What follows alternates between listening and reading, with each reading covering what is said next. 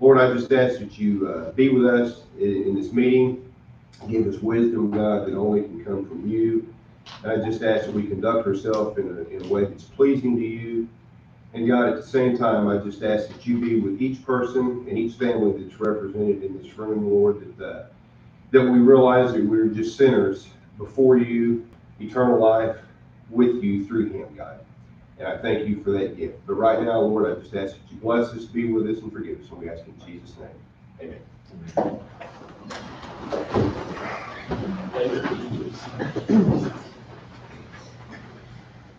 Pledge allegiance to the flag of the United States of America, to the republic for which it stands, one nation, under God, indivisible, with liberty and justice for all.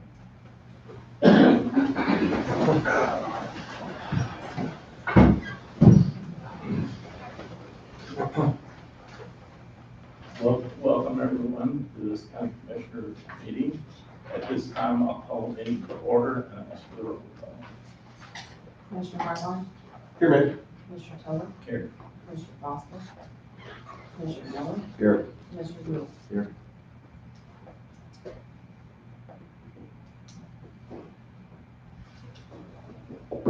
Next on the agenda is approval of the minutes. Has everyone had a chance to look at the minutes? Motion to approve the minutes is written. Commissioner Hartline, Yes, ma'am. Commissioner Toller, Yes. Commissioner Miller, Yes. Commissioner Lewis. Yes.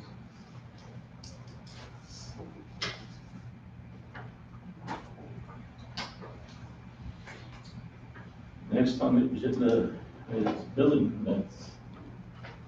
Kevin?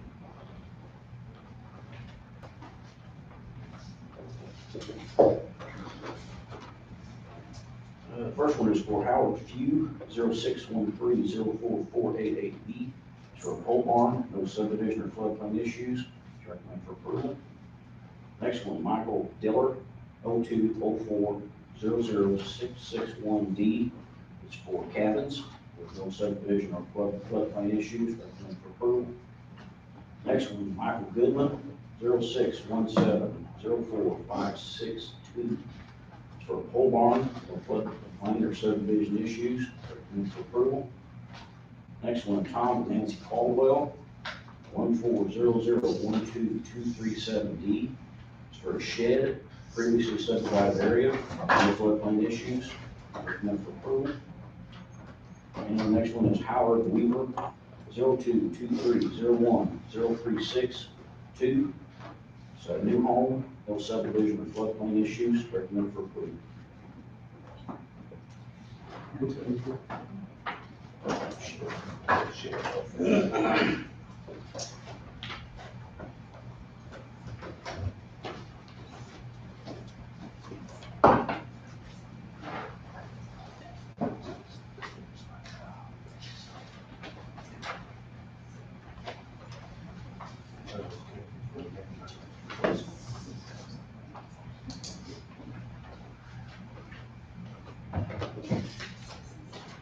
Are those cabins for personal, or that's going to be bed and breakfast? Or? Here's will be bed and breakfast, they're small. They already have some there? No. There's a driveway there already. There's no cabins.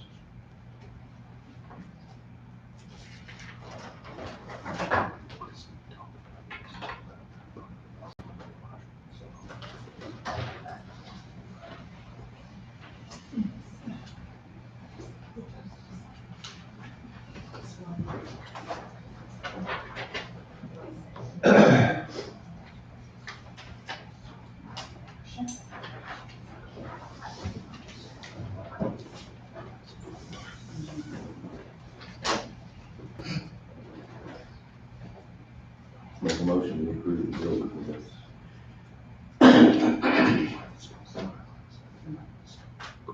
Commissioner Hartline, Yes, ma'am. Commissioner Toller, Yes. Commissioner Miller, Yes. Commissioner Lewis.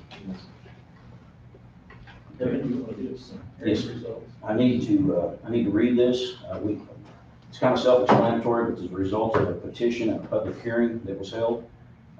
And State of Illinois before the county engineer and superintendent of highways, County of Union, Illinois, in regards to a road vacation, TR 90, Silicon Hill Road. Memorandum and final decision pertaining to petition for vacation of district road. Comes now Kevin Grammer, County Engineer Superintendent of Highway, Union County, Illinois, and petition for vacation of district road having been heretofore filed with the County Engineer Superintendent of Highways on April 20, 2018, attached as Exhibit A, requesting the vacation of a certain Union County road, and the County Engineer, Union County Superintendent of Highways, having conducted a public hearing pursuant to 605 of the Illinois Combined Statutes 5/6 303 and 5/6 311 on August 15, 2018 at Jonesboro, Illinois. Due notice of said hearing having been published on July 19 and 26, 2018 in the Gazette Democrat, a newspaper of general circulation in Union County. The County Engineer Superintendent of Highway, having then and there examined the route of the road and available maps and plats showing the lands over which the said road passes, attached as Exhibit B, hereto, and the County Engineer of and Superintendent of Highways, having heard all reasons for or against vacation of the road, the County Engineer Superintendent of Highway finds as follows. The vacation of a road removes the public's interest in a county road, closing it for public use and relinquishing the property to the abutting property owners. The vacation of a road terminates the public right in or to the road. The vacation of Silica Hill Road will deprive residents or owners of proximate land of access. The vacation of Silica Hill Road is not in the public and economic interest of the citizens of Union County. Therefore, be it decided by the County Engineer, Superintendent of Highways of Union County, Illinois, that I find against the petitioners with respect to Silica Hill Road, in order that Silica Hill Road in rural Union County shall not be vacated as petitioned in Exhibit A. So ordered this 31st day of August 2018, signed Kevin Grammer, County Engineer, Superintendent of Highway. I'm going to ask at this time that Honda attest to this and record.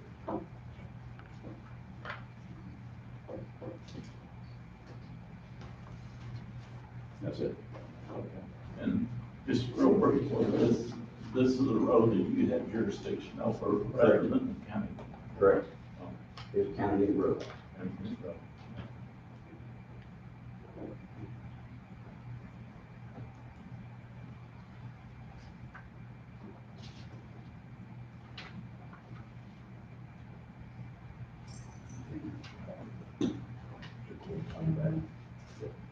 Yes. Thank you. All right, thank you. Thank you, Kevin.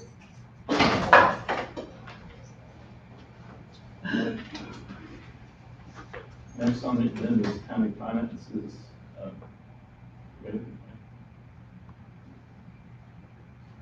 We don't have anything under old business. Under new business, we have approved payment of the bills report. Does everyone have a chance to look at the bills? Any questions? Yeah, there's one in there, a truck, again, and I know Max asked about one last time, but there's a truck in there. That's a different one, same one, or? I don't know, I don't remember asking about another one. That one is for the highway department? Oh, it's for highway, okay. Yes. Yes. That one is. Thank you, Doc. Yeah, because, and the reason I say that, because I know Max asked last time, and so is it two? It's not listed the same as the last one. I don't think. Okay, Can we catch him before he gets too far away? no, I can ask you, I was just wondering, I don't, if he's, I'm just glad he's getting, if he needs them, I'm glad he's getting them. That was the only thing that caught my eye. I make a motion we pay our bills. Second, Commissioner Martin, yes, ma'am. Commissioner Kelly, Yes. Commissioner Miller, Yes. Commissioner Booth.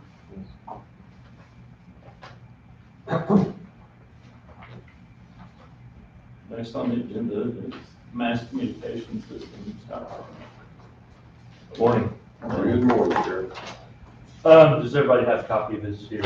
Yeah. Okay, have you had a chance to review it? Basically, what this is a mass communications notification system. Crystal and I from 914 from 911 have been working on it for several months. And what we would like to do is we'd like to implement this in the county. This is an emergency notification system that if we had an emergency in the county, we could blast out the messages from our dispatch center, and it would reach and get all the citizens of the community that sign up for this service. It's a free service. It would be up to them to sign up, so there's no liability on our part to get people signed up. We would advertise that in a way that would reach everybody through the media, through our Facebook pages, social media, that kind of thing. Maybe even ask the radio station to do some announcements for us so that people would know about it.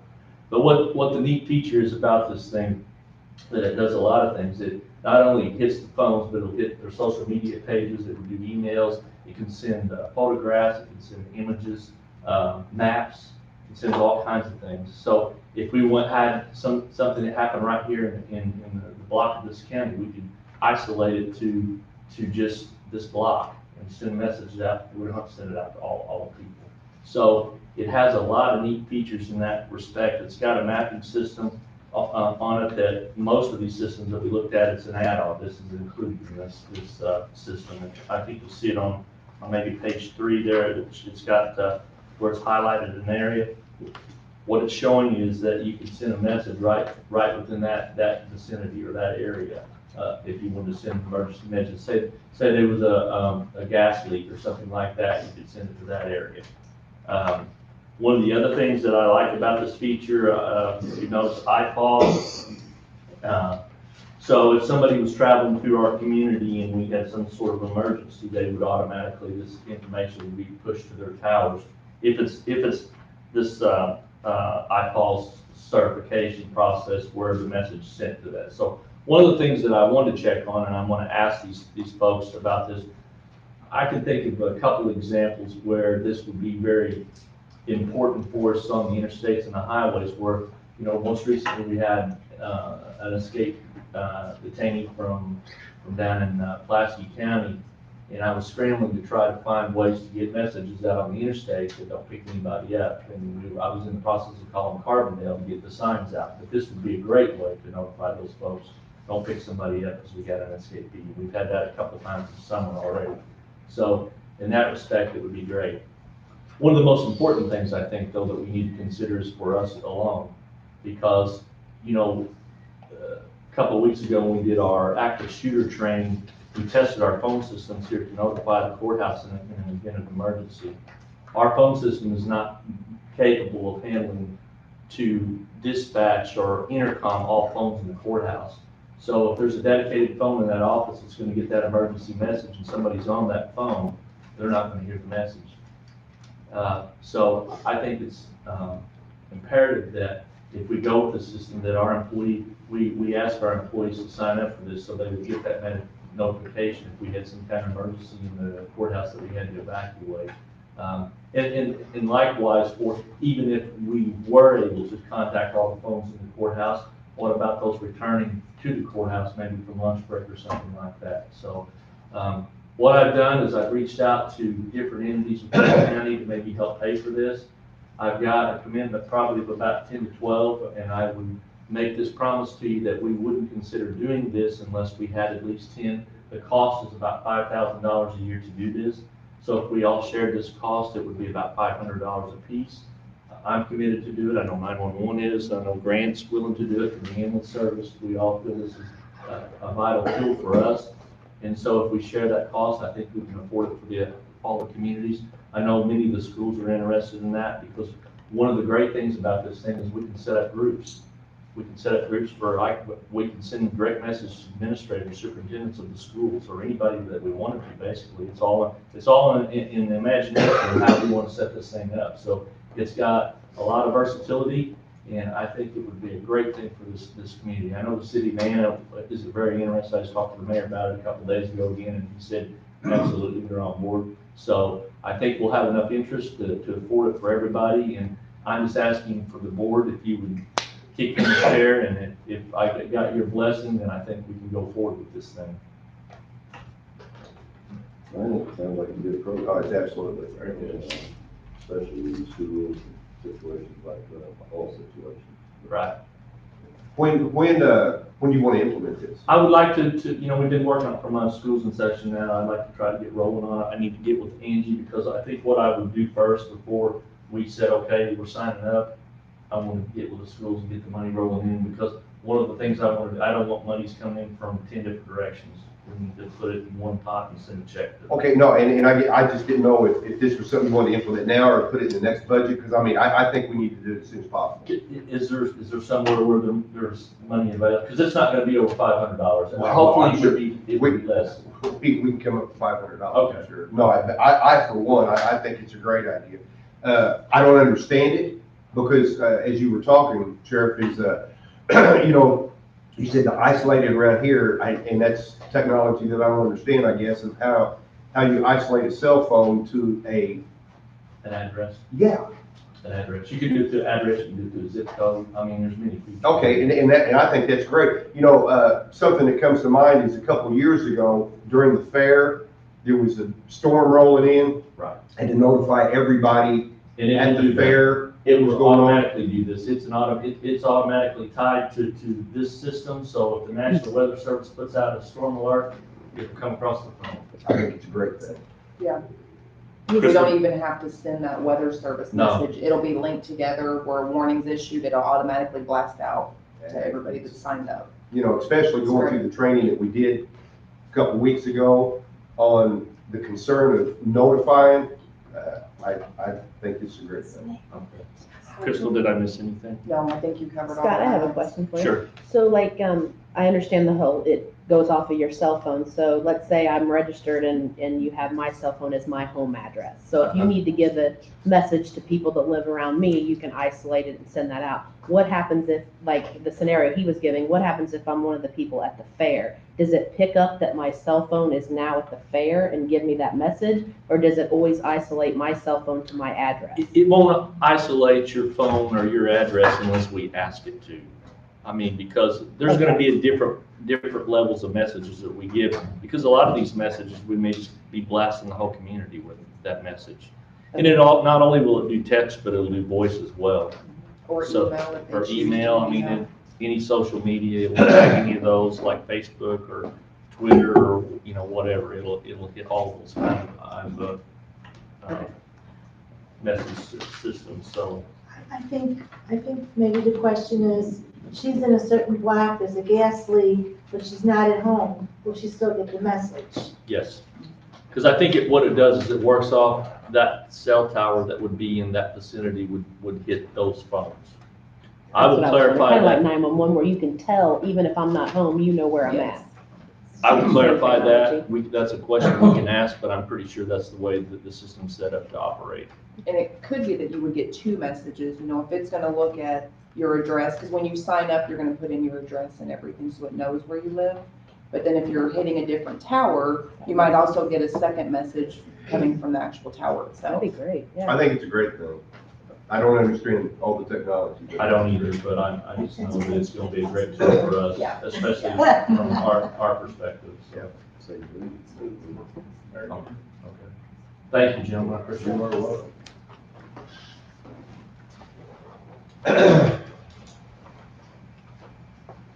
Next on the agenda is the county food inspection ordinance.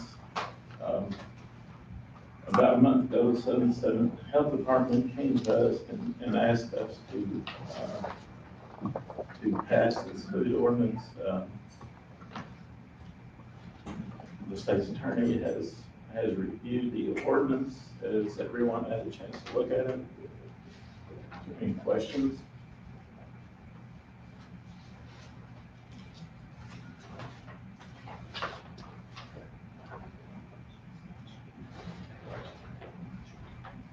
Have a motion to approve. I make a motion to approve the ordinance regarding food service sanitation.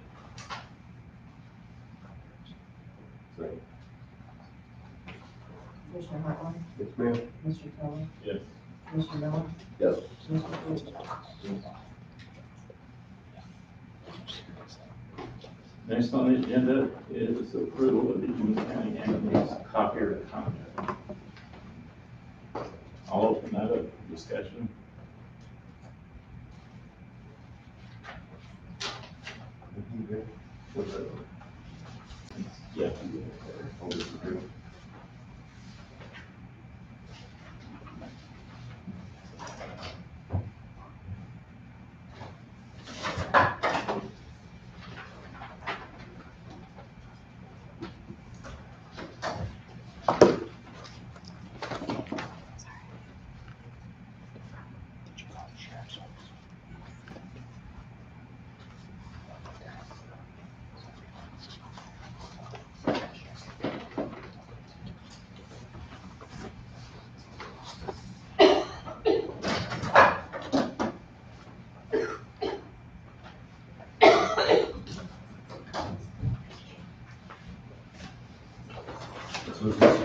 That's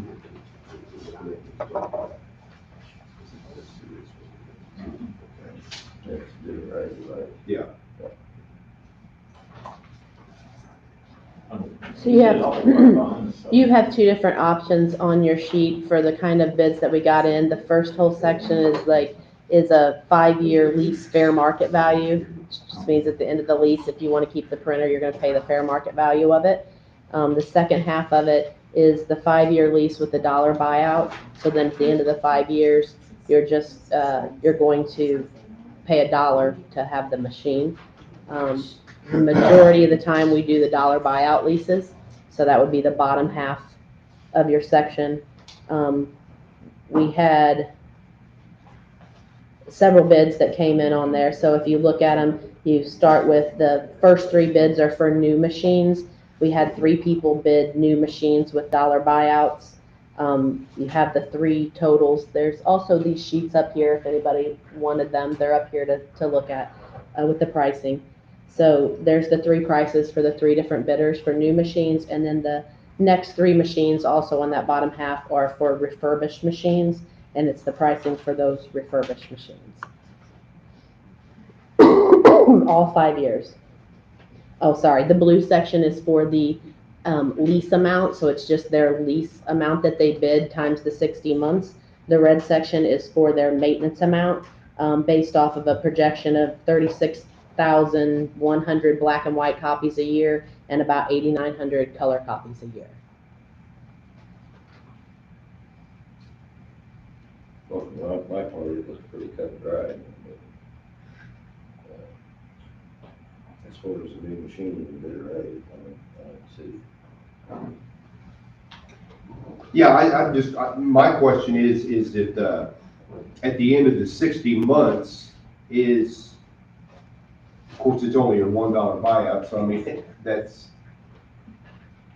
is self-explanatory there. I just was wondering at the end of at the end of the 60 months, is it time for a new one again?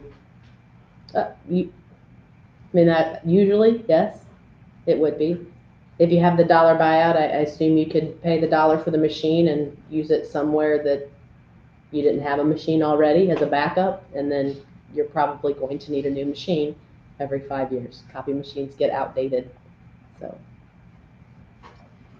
So I'm sure we could use one somewhere.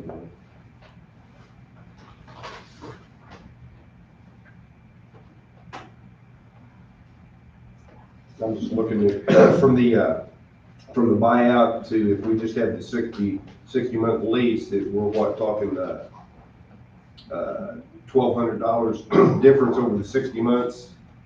That's all I'm asking, is it worth the $1,200 for the dollar buyout if we need a new copier at the end of the 60 months anyway? And I'm just asking because I don't know, and I don't know that if we did, then would it be a copier that we could use somewhere? And I guess that's up for grabs, how much you use it within the 60 months.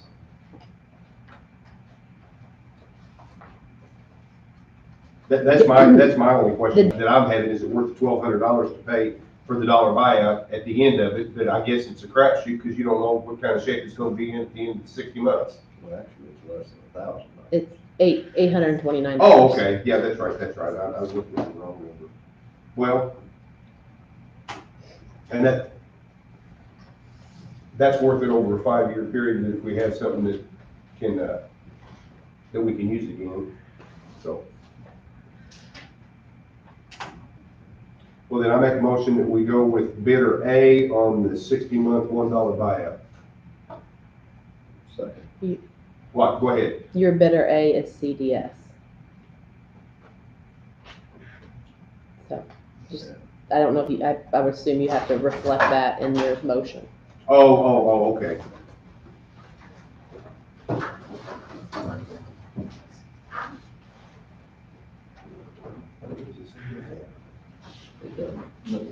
Okay, because I was looking for it. Yeah. Yes, I will reflect that in my motion. Commissioner Harlan, Yes, ma'am? Commissioner Tolan, Yes. Commissioner Miller, Yes. Commissioner Cool.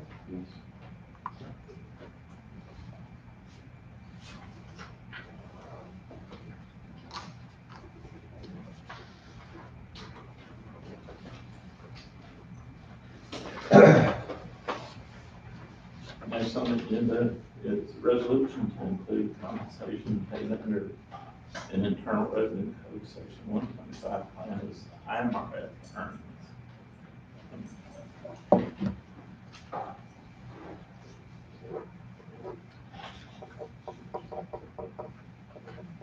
Well, I have some questions on this because for one thing, I don't understand it all the way. And for another is for this resolution, and I'll have to refer to somebody that knows this, Bobby, you would probably know. Is the resolution gonna have any effect or impact on the audit and then the corrective action that we have on the audit of how we present this resolution?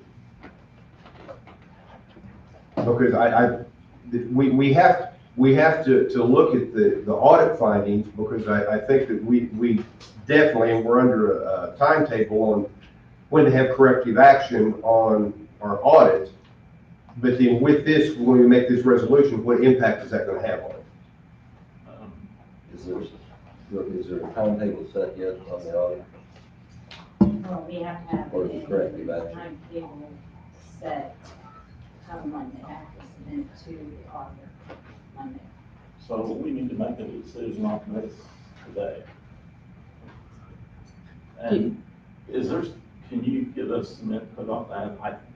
We're in the process of trying to determine how it's gonna affect the county and the employees. What I've gathered so far is, this resolution, based on what I've gathered, payroll was changed back October 14th of 16 to include the compensation of the medical and dental as the IMRF earnings for ambulance and general fund. So if you pass this resolution dating to be effective October 14th of 16 going forward, then we would only have to make changes from that date forward.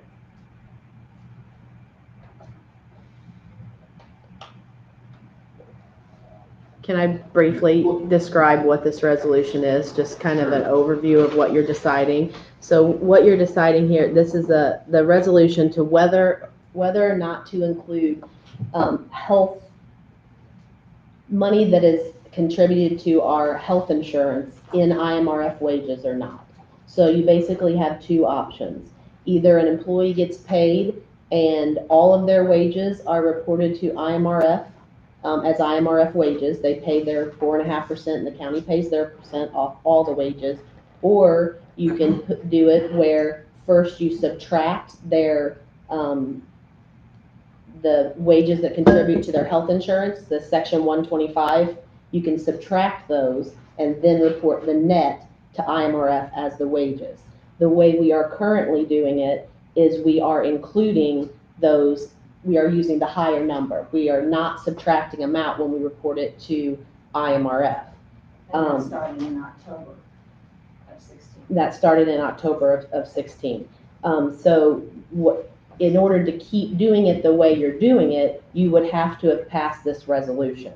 This resolution says we want to include those wages as IMRF wages. If you don't pass the resolution, you are saying we do not want to include those wages as IMRF wages. We want to net those amounts. Which means then we So- have to go back and take the medical and dental off of those gross wages of all the employees. Now, I will point out that the IMRF auditor is saying that we have to go back 4 years findings. So like Angela said, the change was made in 16. So no matter which way you decide, we will have to go back and correct some employees' contributions to IMRF, no matter which way. If you want it to be consistent with how you've been doing it since 2016, you would pass the resolution. If you don't want to include those, then you would not pass the resolution. So prior to 16, we were netting it. Correct. Except for, it gets confusing, but except for county highway. Why was that?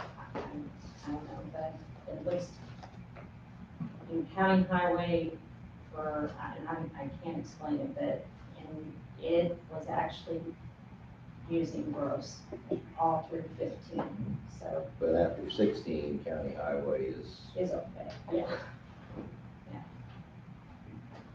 And the way we're doing it now behooves the amount of retirement. Yes, so the way you're doing it now, and if you pass the resolution, you do the gross amount, which means the wages that are reported to IMRF are going to be higher, so people are going, when they go to draw their retirement, they're going to have higher wages in their retirement. On the opposite side, it means they're gonna pay more. They're gonna pay 4.5% times a larger income amount. The county's gonna pay more, it's gonna pay its percent, I think it's like But 10.09 But they're paying that now. now, Yeah, that's the way Yeah, you are doing okay. it now. and that's, well, personally, I think that's the way that it ought to be. It's what we're doing now, for one thing, that's what the employees are used to, that's what they're paying now, and that behooves them come time to retire. Now, I know that way costs us more, because if we did it the other way, we wouldn't be paying the IMRF, but, I think it does, it's good for the employees, and that's an incentive for people to work and retire, and Danny, make that motion. I'll second it. One Because thing. I think that's anything to help a person's retirement. You have two decisions to make on the IMRF resolution, one, to pass it or not, and two, when you make it retroactive. You can make it effective today, and then we have to go back and change everything for the last 4 years. You can make it retroactive, back to 16 when the change was made. You can make it retroactive all the way back to the beginning when IMRF was established. You can make it retroactive wherever you want to. It's gonna require adjustments, no matter which decision you make. well, Require the amount of work required to make it effective today. You can go back 4 years from now. yeah, but if we make it effective to 16, in 16, then we're fine to 16, we just have to go back prior to that, right? For the majority of people, yes. We can make it effective October 14th of 16. It would not affect anybody overall in general fund or ambulance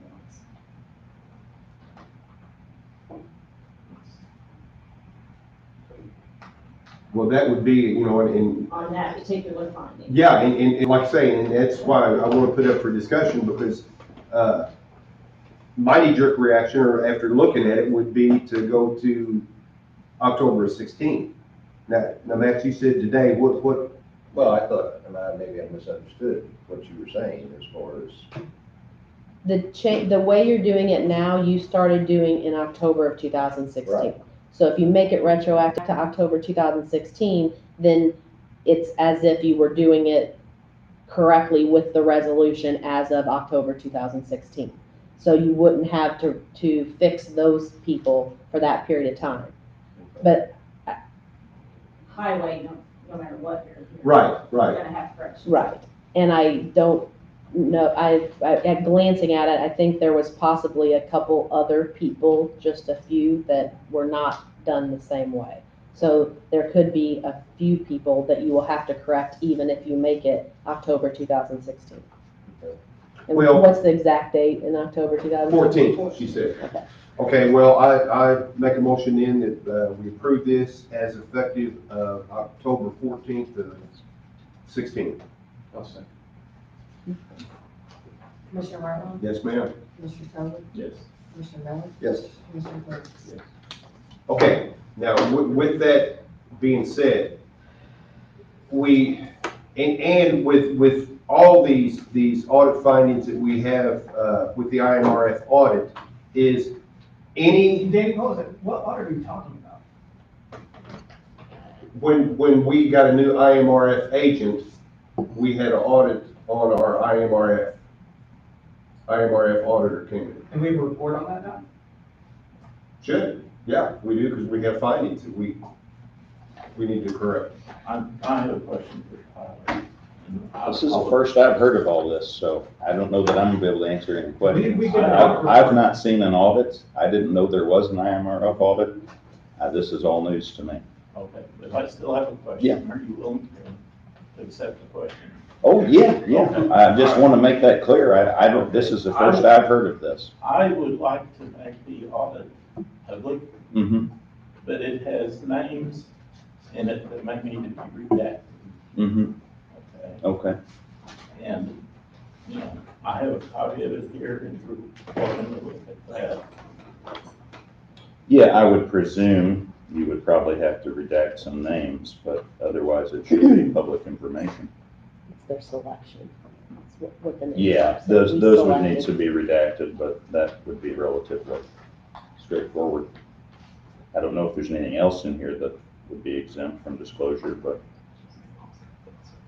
yeah, I would say that's probably it all. It just contains what I would think it contains. Okay.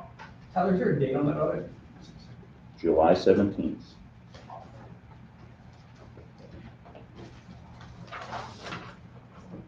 Today, August 24th? Can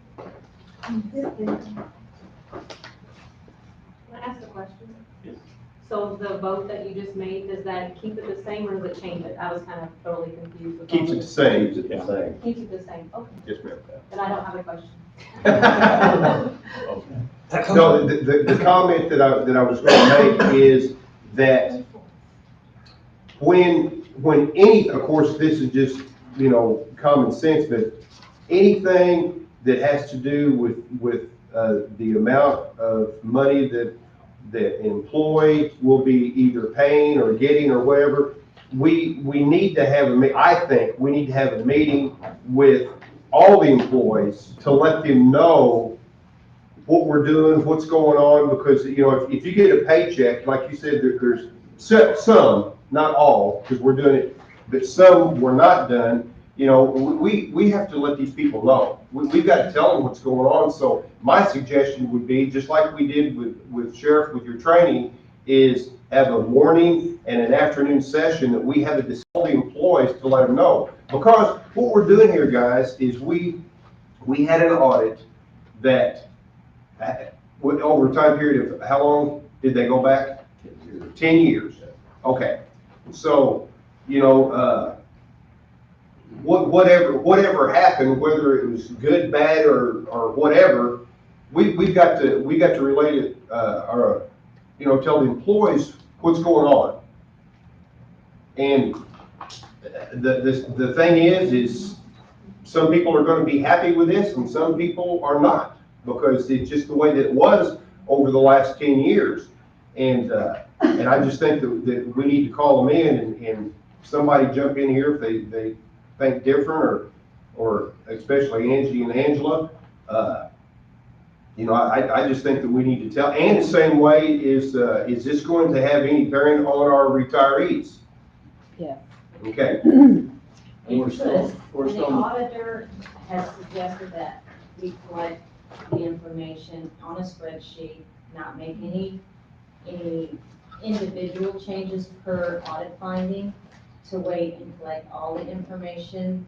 There were a total of 10 findings, 5 have been closed out, and we have 5 additional ones, which are ones that will require research to determine amounts and different things, to see if maybe at the end it'll go out to 0, hopefully, who knows. And that's the reason she said don't make changes individually. You know, wait until you've completed all the audit. Well, yeah, and we need to get all the data and we need to find out. But what I'm saying is, when we do get the data, we need to let everybody know, because I mean, like I say, if it was with my paycheck, good or bad, I want to know, you know, what's going on. And I mean, and it is what it is. It's what the auditors found, and we have to have corrective action. And It's just some of this information is going to require going back 10 years, and it's going to take some time oh, I get that. and some manpower. right, there's a lot of information to take a look at. Angela had asked me if possibly the county treasurer could help with this, because there is so much information to look at. Absolutely. Yes, because we've been with Paychex since, what did we decide, 16? So that stuff is electronic, which would be, still you have to look through every month for every employee here at the county. That's what we are tasked with doing, is go through every single month, every employee here at the county to see how they were treated for each of the findings in the IMRF audit. And then, but the bigger problem is prior to Paychex, it's all paper copies. So it's gonna take a little more time to go through all the paper payroll ledgers to pull that information. And some of the findings, they give us years. Some of the findings, we have to go back 4 years, some we have to go back 10. Absolutely, yeah. Yeah, And to back up, I mean, you and our state's attorney, we decided to do this just simply because it was changing over to Angela. And for her own protection and our protection to do an audit, just to make sure before she put her name on it. Well, I knew an audit was happening. I didn't know that we've had a report for 5 weeks, so. Yeah, well, it's, yeah. But So this could have a significant impact on the county's finances. If we're gonna go back and have to make corrections of what people have paid in IMRF or paying to IRS. Well, I mean, we have to, Tyler, you have to, I don't know that you know the law offhand, but the county may have to make those people whole. It would shock me if you would be able to go back and retroactively assess more charges to former employees, even current employees, from 4 years ago or 10 years ago. That would be very surprising to me. I think that's gonna be the county's liability at this point. And I'd also be surprised if they would lower somebody's pension payout after they've already retired. That would also be very surprising to me. And it's even unfair. Angela's has been looking at the information. It's just overwhelming and she needs help, and that's where we're at. Yeah, I'm happy to help. I would have been happy to help 5 weeks ago. Also, is everyone okay with releasing the report with redactions? It actually may not need to be redacted.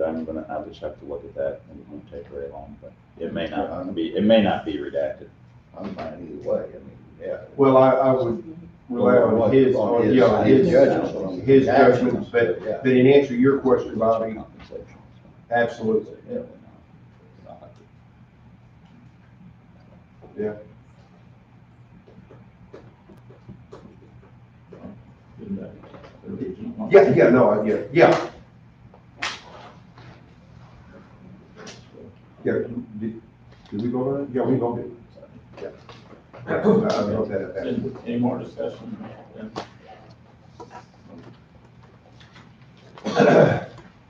Next on the agenda, we have approval of election judges for 2018, 2019.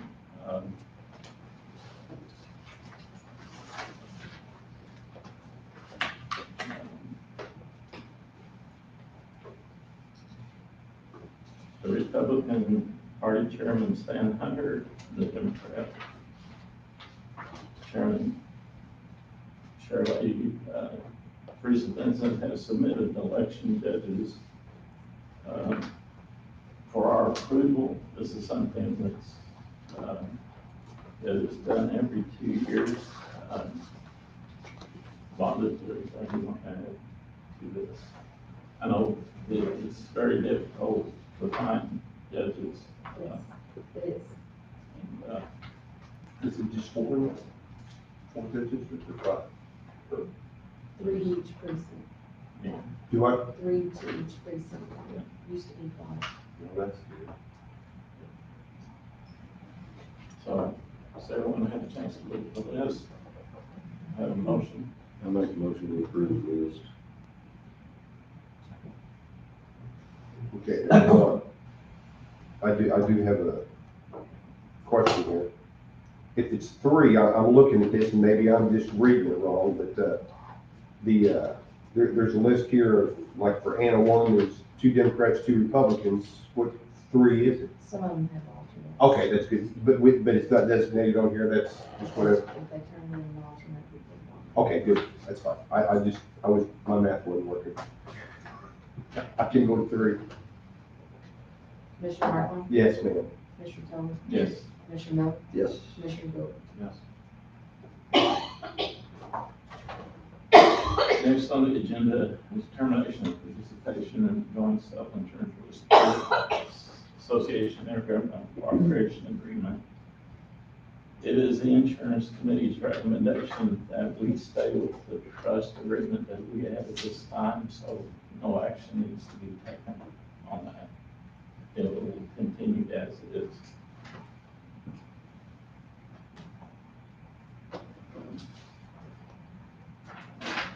We have one thing for executive session. I think, Grant, you have something for executive session. Are there any committee reports?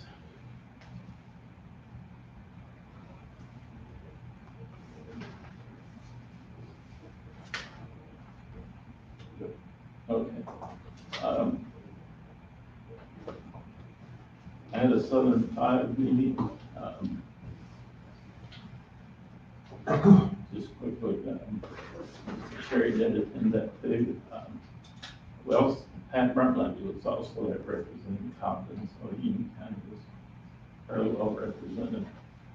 Found out that Wolf Lake had received a grant from Illinois Farm Marshal. It was actually an Illinois Farm Marshal award. The sheriff has applied for a grant, which is a very good, exceptional grant. We're still in the running. Does it sound okay? I don't know. We are, one of 60 in the nation that get, that would get the award if we would get that. I would hope. I've got my fingers crossed, but, it's gonna be pretty competitive, so. And I've included all the schools. There's 8 schools that we included in that grant, and only had about a 15, 20-day turnaround time to get it submitted. We got it submitted with a scramble to get it done, but, if we would get the grant, it would give us $500,000 to put to the schools to buy equipment for the school for safety, such as panic buttons, intercom systems, surveillance cameras. But it won't pay for personnel. Like No personnel equipment, only any kind of equipment. software that would detect some kind of social media threats. I think that was in there, those kinds of things. Great. But, yeah, we've applied for that, and we're waiting to hear something. And Mike Boss actually, he was a sponsor of that bill, for that grant, so he came down. STOP is the acronym for it.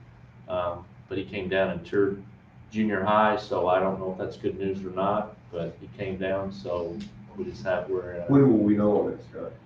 I think they're supposed to, let us know sometime in fall, late fall. Soon. Soon, so I'm hopeful that we, will be selected, so, That's good. yeah, me too.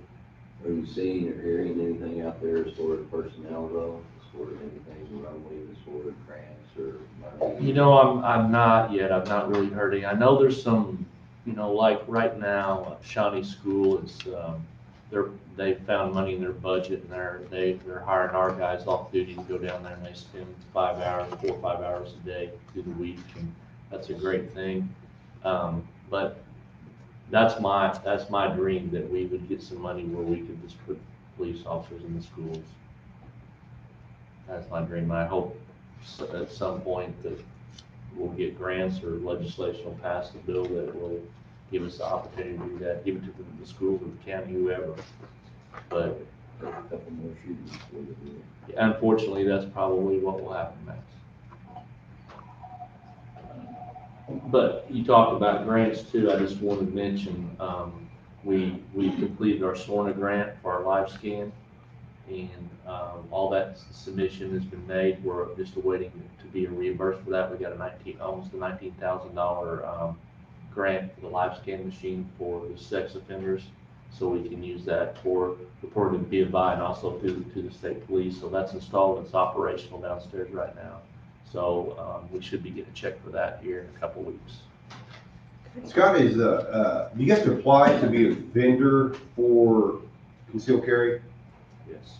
Okay, is that something you'd be interested in? or- I've considered that there's some costs associated with that. And Okay. we've checked into that, but that's a possibility there. And probably, to be honest with you, the big push for that would have been nice, and now they're fewer and far The between. demand is over Yes, basically for so, that. so I don't know, But we still have folks come in for licensing, like for nursing, for solicitor, things like that. yeah, I just know that for that kind of vendor, it has to be approved through state police, It and does. then there's certain vendors. Yeah. But the reason I'm asking, because I have noticed that with that, there's more and more vendors being added. Right. You know, at the beginning, there was only, Very few, yes.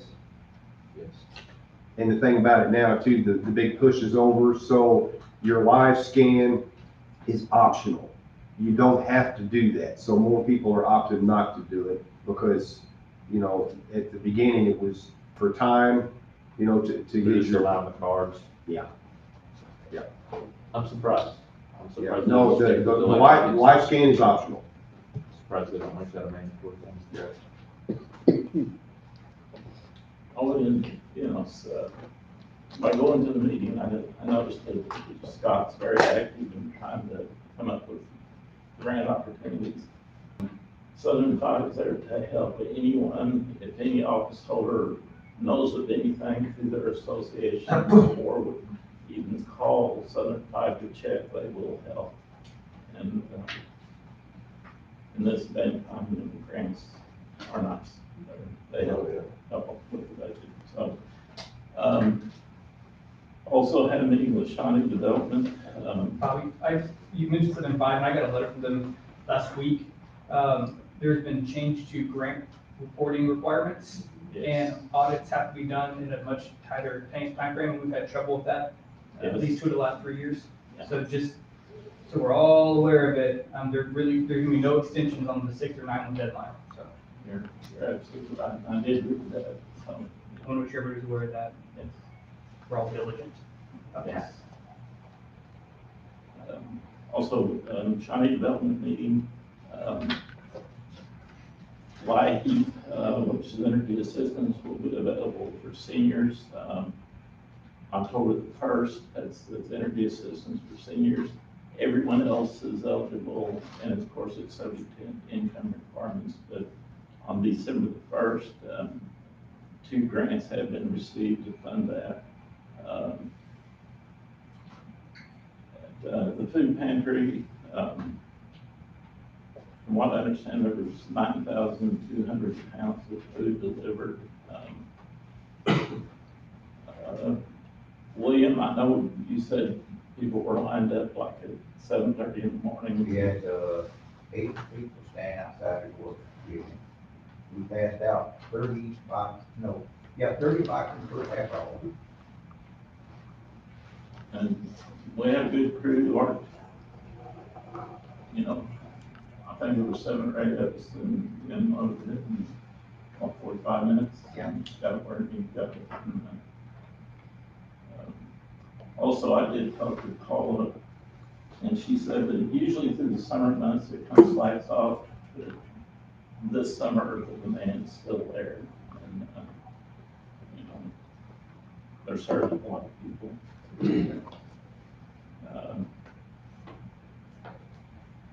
Also, I would like to say I received an email from Darren regarding Gerald Brown and Betty Brown. They received the first bicentennial farm designation for the state of Illinois, which is a very, very high honor. That farm's been in the family for 5 generations, will be 6th and 7th generations. They're going to be grand marshals tonight at the New Coin Fair, which is a very good thing. I think they came, their family originally came from Rowan County, North Carolina in 1816, which is where several Union County families came from that area. One interesting thing that I read was the fact that they actually stayed in a hollow sycamore tree until they could get a cabin. I think it's amazing. So, but they're to be commended for that. Thanks, Bobby, appreciate you bringing that up. I think it's a really cool thing. Yes, it is. They had a different set of priorities back then, Bobby. They had, I talked to Josh Kelly and they built was the barn and then they built the house after the fact. Is there any other committee reports? No? Okay. Is there any other business? Any of the county officers have anything they'd like to say? I was just going to introduce Carrie Clark. She's our new program director for juvenile justice and Project Redeploy, and she comes to us with some good grant experience, and I think she's going to be a great asset to our team here. So just want to welcome her to the county. Thank you. Are there any public comments? Yes. Well, with the Southern Five, Tiffany George also did say that if people have wish lists, that they actually could make a wish list and send it to her, and that way, as the grants come through, she said that she would, be able to then directly contact people. So if you have a wish list, I'd send them to her, because they're go-getters. Yeah. There's also a few things out there for municipalities. And they really need to take a look at them. Some of those grants are 100%. A lot of them are 80/20, but some of them are 100%. So good opportunities. Any other public comments? Yes. Bobby, back to that IMRF question, which I guess is a good point since you voted on it, but I didn't hear anybody, except maybe Mr. Bailey. Is it not true that if you count the healthcare and your retirement, if your contribution, the county's contribution, that would affect your IRS, your income tax, right? Yes. So that could be significant. Yeah, that's one of the things we're looking into. Okay. Any other questions? If not, we need to go into executive session. Grant, is that for personnel? I make a motion, we go into executive session for personnel issues. Commissioner Hart. Yes, ma'am. Commissioner Covey. Yes. Commissioner Miller. Yes. Commissioner Wood. Yeah. I think that